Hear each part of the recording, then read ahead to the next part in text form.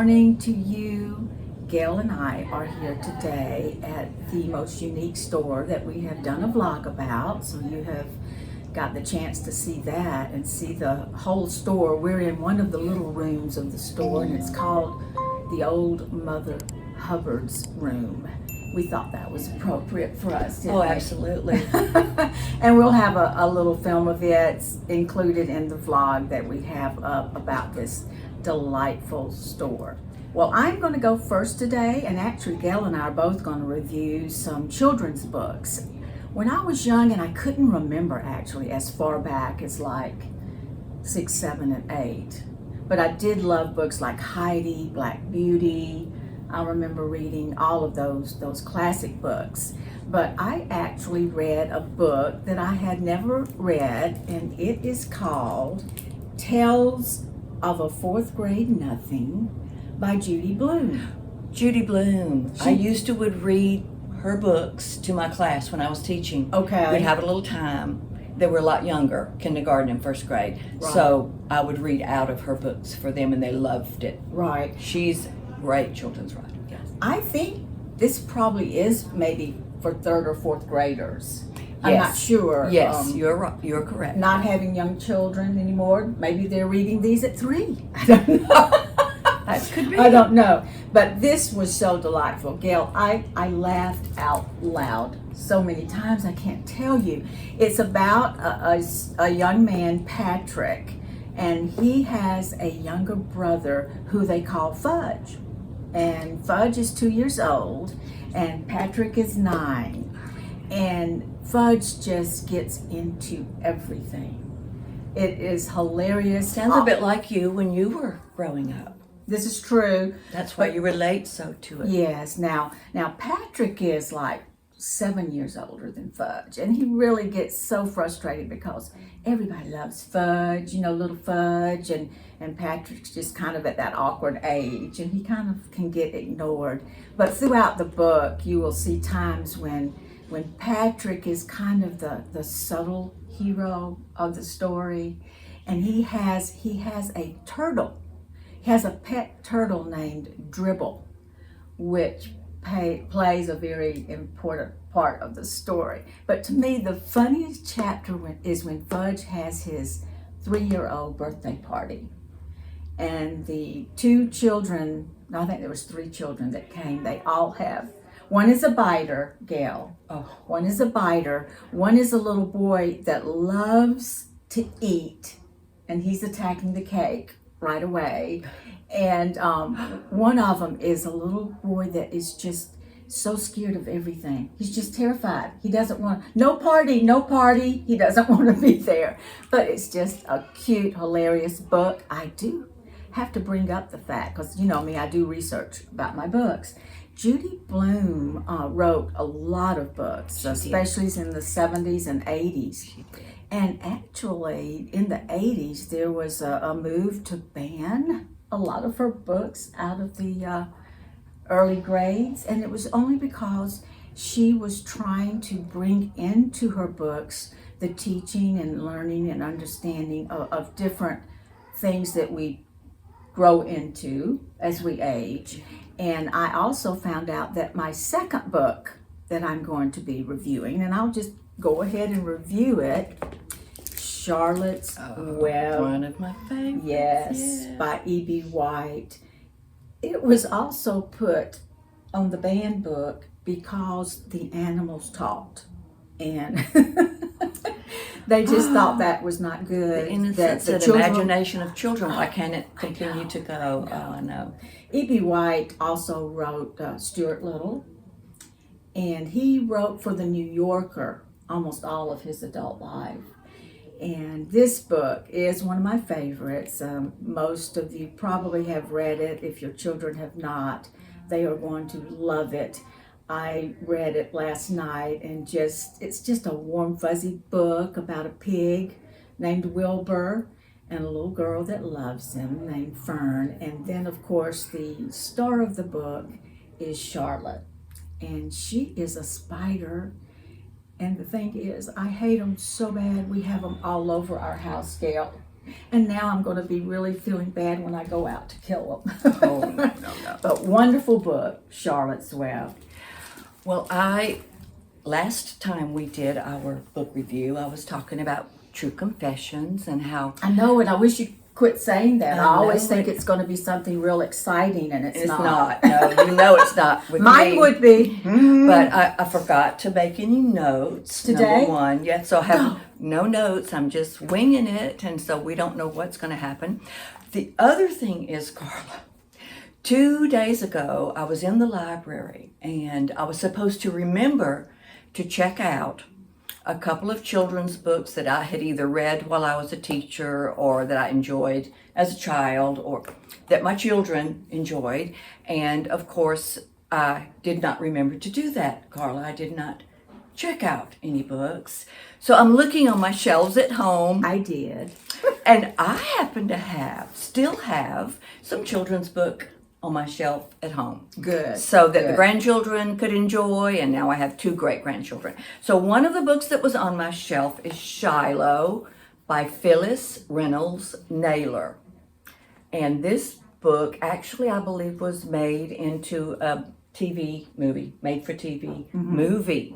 So she won some awards, and this book is so precious. It's about an 11-year-old boy, Marty, and he wants a dog. He would love to have a dog, but for whatever reason, they're not able to get one right now. And he comes upon this little dog that seems to be needing something to drink for sure, something to eat. It looks like it's been A stray. Yeah, a stray dog, and it looks like it might even have been abused at some point. There were some cuts and scratches, and so it follows him home, and naturally, Marty just falls in love with this dog and wants it to be his dog. It's a little beagle, and parents, they're like, we're not sure we can handle having a dog, finances, this sort of thing. And this dog must belong to somebody. It was wandering around. And so,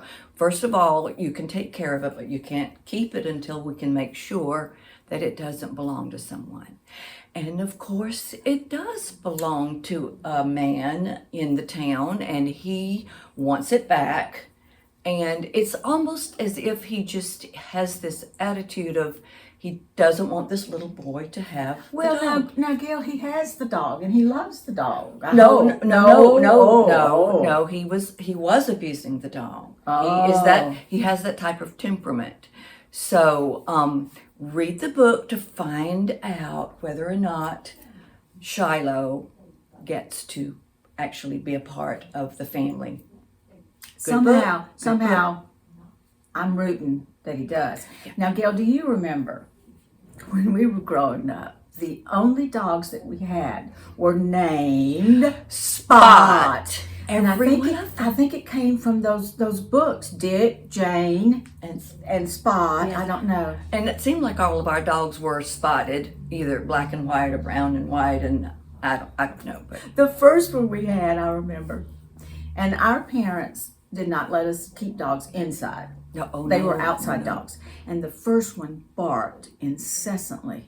And our neighbor complained, and our dad did give it away because of that. And then the second one, it's not funny, Carla, but he got run over by the milkman. The second Spot. Yes, You don't remember that? I don't remember Yes. that. I tried to block that out of my memory. Traumatic. But you've got another one. I do. I had some more books on my shelves, absolutely. And I brought 2 of them. I have given one of them to my grandson for his 2 young children, my great-grandchildren, because these are books that are written by Melody Carlson. The first one is Show Each Other Forgiveness, Melody Carlson. Carlson. Yes. Like our father's name was Carl. Yes. But he was Carlton. And then this one is Secretly Do Good Deeds. I'm dropping the book there. Secretly Do Good Deeds. Now, Melanie Carlson also writes books for adults.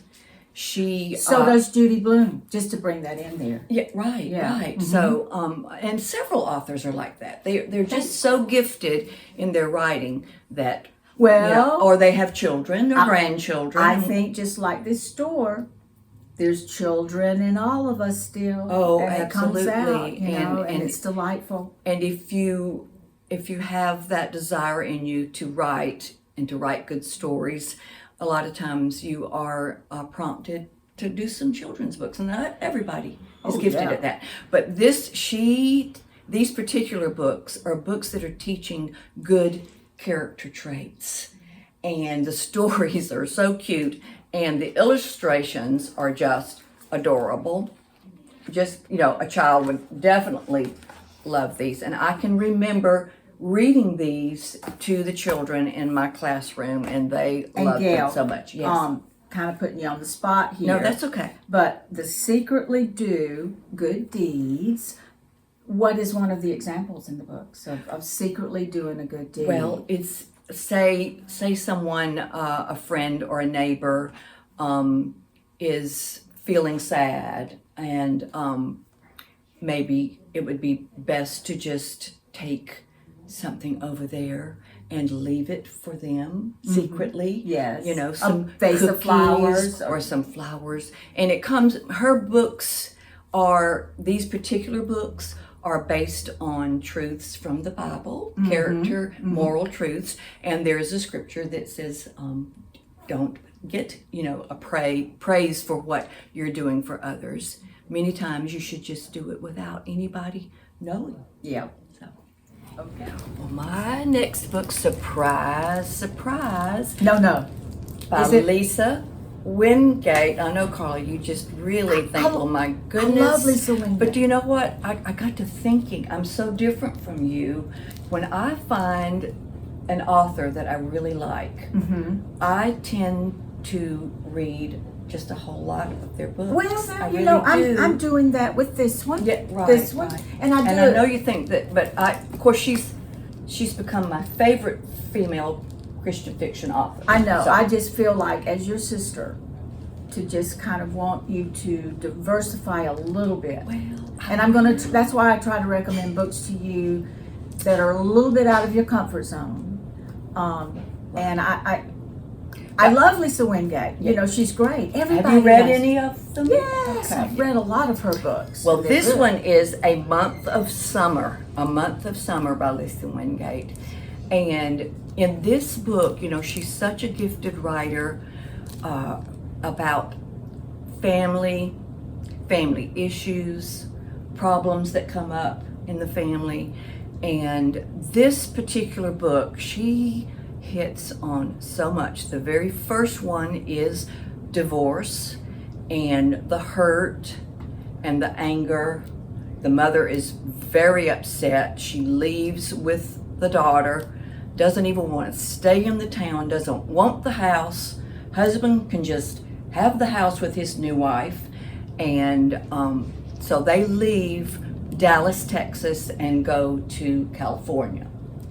And so Rebecca, that's the main character, she grows up in California and she marries a fine man, and they have a little girl.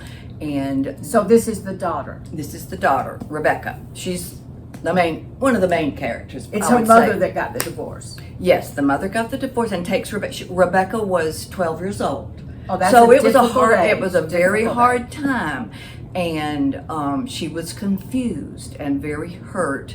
She had been close to her father, and even though he was sort of a workaholic, he did spend some time with her, and she has those memories. But the mother is so hurt and so angry, she turns Rebecca totally against him, finds out everything possible negative, to bring up, and just is angry and hurt. And so she convinces Rebecca to send back all of the birthday cards, unopened, send back, Christmas cards, and, just totally cuts ties with her father, okay, and has her own life. And her husband is an attorney, and Rebecca is an attorney. They're both very, very prominent, and she does estate work, and then he does a lot of criminal and So I'm gonna guess. I think Rebecca, the daughter, is going to reach out to her father. Well, let me tell you what happens. So Okay. the other characters, that's one of the issues. Now, the other thing that happens, she gets a phone call from social services. Her father has Alzheimer's. Oh, Her stepmother, his wife, Hannah Beth, has had a major stroke and is in a nursing home right now. And the type of stroke that she had has totally inhibited her speech and very little movement on one side. So we've got those health issues right there that she addresses in this story. And then the other one is Hannah Beth had a child just a few years older than Becca, and he was born with some brain damage. So he has got severe disabilities. He is now 47 years old, and I think Rebecca is like 44, 43. So this handicapped, disabled adult is in the home with the father with the Alzheimer's, and the mother, stepmother with the and they do not realize that they have no food. For some reason the bills are not getting paid, and the power is turned off, and this precious young man is going out he walks like 3 miles to the church to try to get some help. You have to read this story. I mean, the challenges, the hurts, the problems are so real for a lot of us. We will relate to someone in this book for sure. definitely. And then there is a mystery behind what happened to the housekeeper.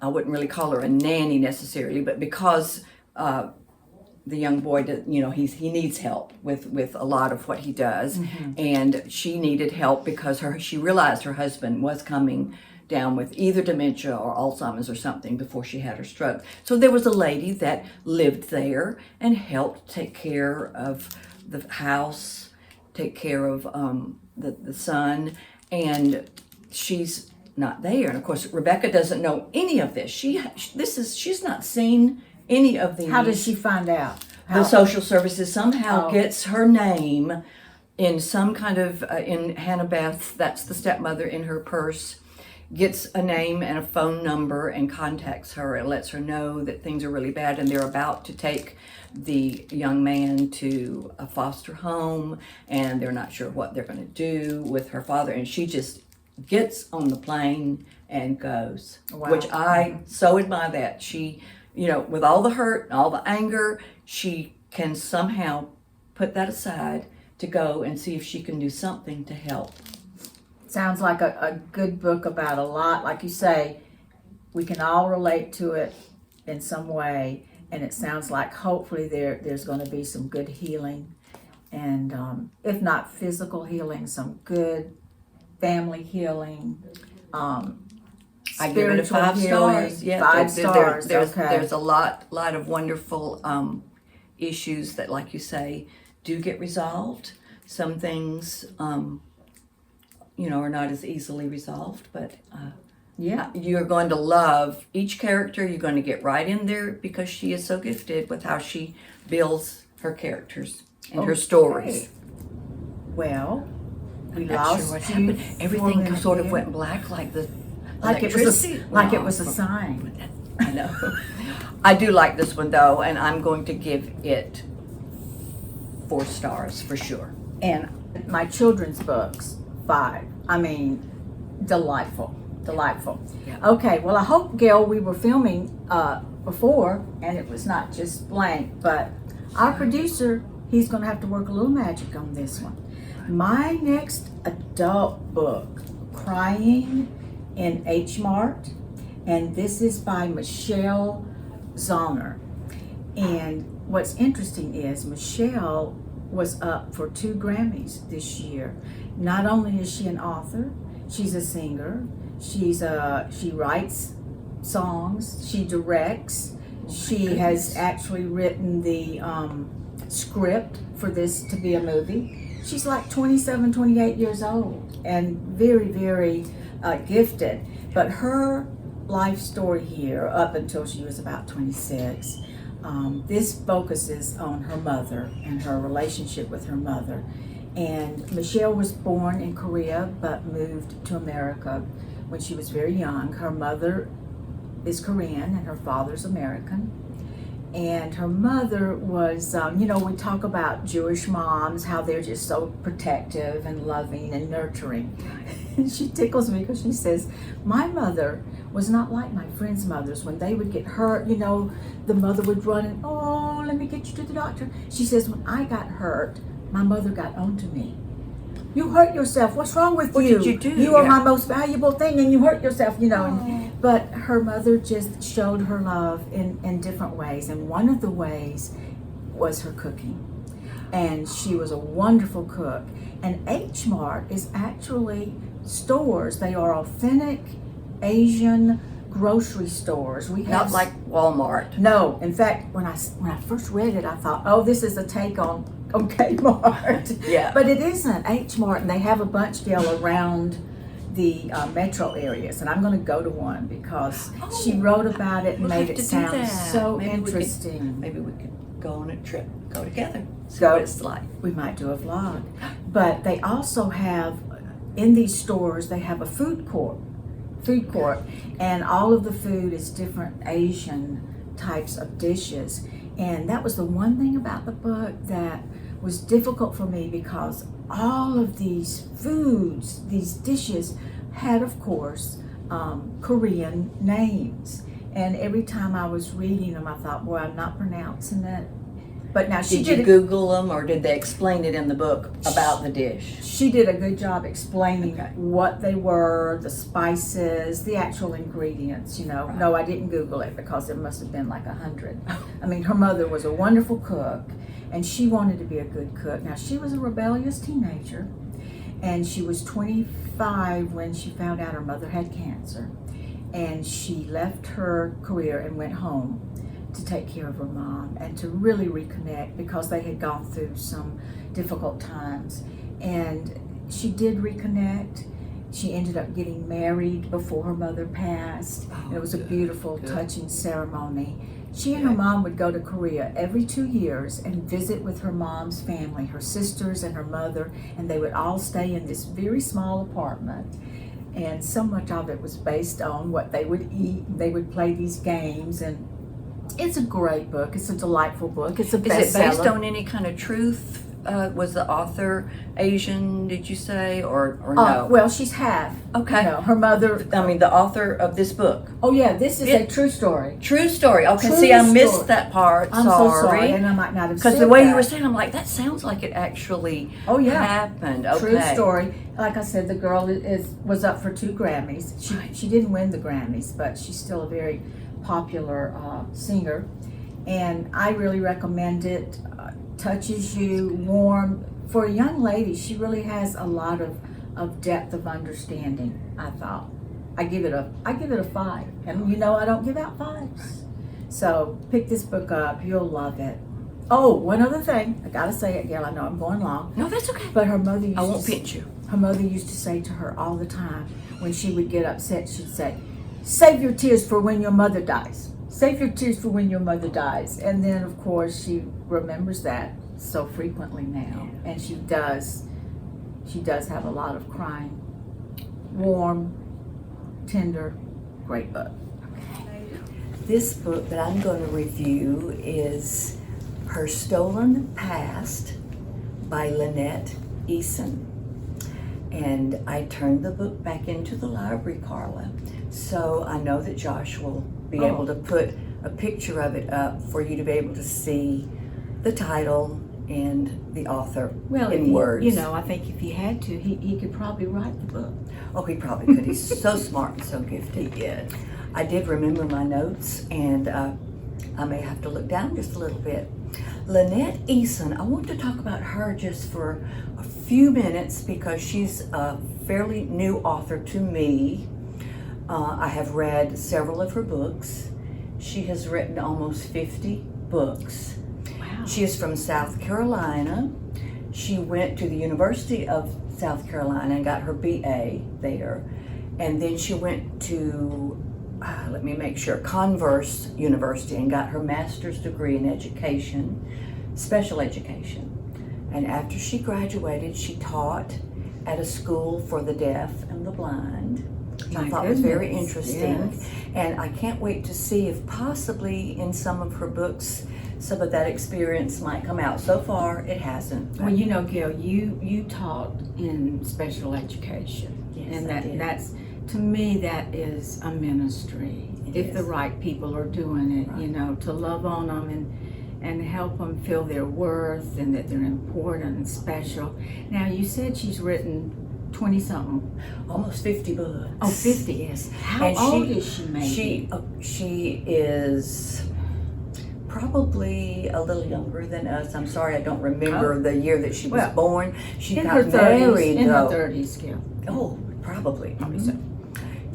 But she was an avid reader as a child, and I think that's something I wanted to particularly bring out because we are focusing on this special children's book shop, the story shop. So she was an avid reader as a child, and then she married her neighbor. She didn't go into any detail when I was looking it up, but obviously they lived next door, and she was already teaching. You know, she was out of college. He had his own consultant business, as well as he was a worship pastor at a church. So they married in 1996 or 98 or something like that. So she's a little bit younger than us, for sure. Yes. Um, So tell us about this book. Well, I'm just leading up to the book. I know I'm Okay. going a little bit long, but I was so intrigued with her story. She started writing in 1999 or 2000 because her husband had to travel a good bit. And just the lonely hours, and obviously God had gifted her with the ability to write, and she loved to read books, so she started writing at a little bit later age. But yes, Her Stolen Past is a wonderful mystery romance story, and it was made into a TV movie in 2018 Have you on seen the that yet? Lifetime movie channel. We'll have to look that up. Look it up. As I'm reading the book, I'm wondering, this storyline sounds a little familiar, so I'm wondering, did I see the movie several years ago? I'm not sure. But the very opening page, Sonia Daniels is jogging on a path in a nice park in South Carolina, in the downtown area of a town in South Carolina, and all of a sudden she hears a shot, or something that sounds like a shot, and a young lady in front of her on the path falls, of course, and then quickly there's another shot, and so Sonia finds some shelter pretty quickly. Yes. I can't remember, a tree or a statue or something, because she knows somebody is just randomly shooting. And she has come to South Carolina to take care of her mother, who is sick with cancer, in the late stages of cancer. She's an only child. Her father did die a few years earlier, and she came and left school. Sonia was in medical school, and she put on hold her degree to become a doctor. So what does she do when this happens? Well, Do they just... Okay, and so they do sort of a little backsplash. She, of course, number one, there's one lady that she's close to. She can see that she's bleeding and possibly alive, and being a doctor or almost a doctor, having all that background, she tries to get to her. She waits just a few seconds, but she tries to get to her to help her. Meanwhile, Brandon Hayes, who is a detective, and he also gives some time to his sister's business, which is Finding the Lost. That's the name of it, Finding the Lost. And they have an office downtown, so he's looking out the window, and he, of course, notices something's going on over there in the park. And so he runs out, as a policeman, detective runs out to see what he could do. He calls 911. So that's part of the mystery in the story. Mm-hmm. Now, he notices Sonia, he recognizes her because she has come into his office and has asked him to help her find someone. She was cleaning out her mother's house, getting ready to go through everything and possibly put it up for sale. And in one of the closets, there's a baby bag and a birth certificate. And she doesn't, it's not her birth certificate. She doesn't recognize, so she takes Don't it. you love it when families have these hidden mysteries? Yes. I wonder if we have some. You never know. You never know. I know. I know. So that's the big mystery in the whole book, and I'm not going to go on and tell you any more about it. But there's a little romance. There's adventure. Lynette Eason is a gifted writer, and she It sounds really, really good, Gail. And if she has written upwards to 50 books, and has received some awards. I mean, So you wonder how they can keep coming up with ideas, Right. and it amazes me. And what do you rate that, Gail? What do you rate? I would certainly give it a 4. Okay, Yes. okay. That's my favorite rating. Most of mine get a 4, don't they? It is. I think I did give a 5 to a couple of my Lisa Wingate books. Yes, yes. Well, this is the plot by Hanff Korelitz. And last time I actually reviewed one of hers called The Latecomer.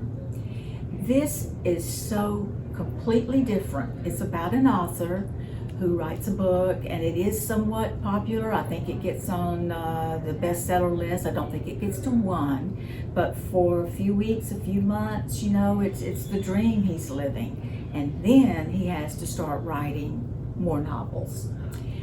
And he gets in a slump right away, and so he tries to write one. He finishes it, but it just pretty much flops. So he ends up going into teaching writing.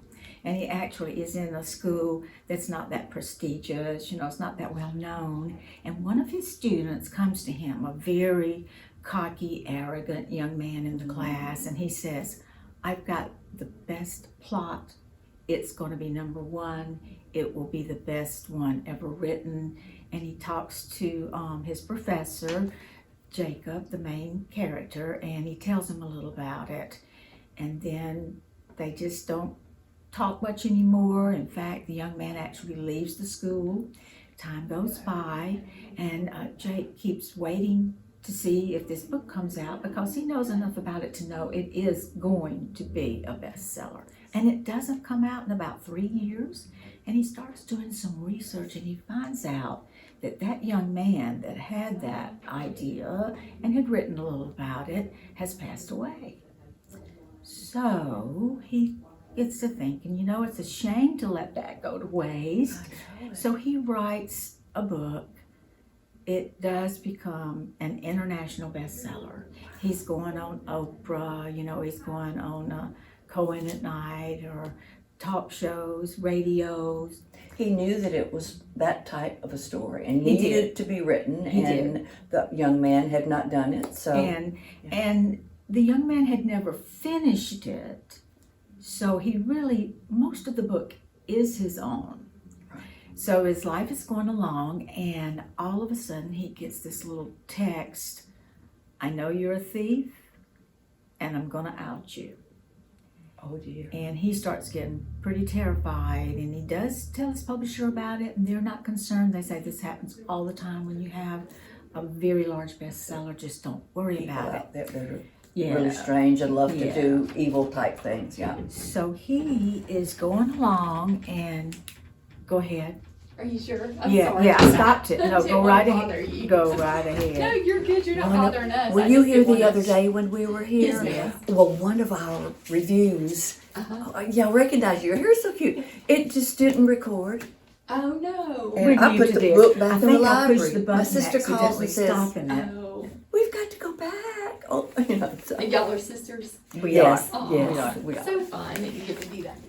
Well, we're so excited because we're here in this very unique shop. We're getting to meet some people coming in and doing different things. They allow a tutor to help and tutor children. children and in their reading skills. And Yeah. It's wonderful. my youngest had that, and it was wonderful. It was so good that they have such special care in the schools, hopefully, for a lot of the children. Well, back to the plot. And so he goes on with his life and he starts actually writing another book. Well, he keeps getting these little hints, these messages. And Gail, I have to tell you, maybe it's because I have read a lot of books, I've watched a lot of shows, but I guessed. No way. Yes. And it almost was discouraging because I guessed the bad person in the book, but I didn't go to the ending. And I will. Can't believe you didn't read the ending first. I know it. I didn't want to do that because I was kind of hoping I'd be wrong. Right. But the thing is, the ending was a surprise. I guessed the bad person, but the ending was a surprise. And I just want to mention about this author because when I read The Latecomer, it is so totally different from this book. So a person that can write books that are completely unique to me is very gifted. Most authors kind of get into a theme or a way of writing, and that's just their way to write. So this lady really surprised me at how different this book was. I really loved it. I'm gonna rate it a 4. 4.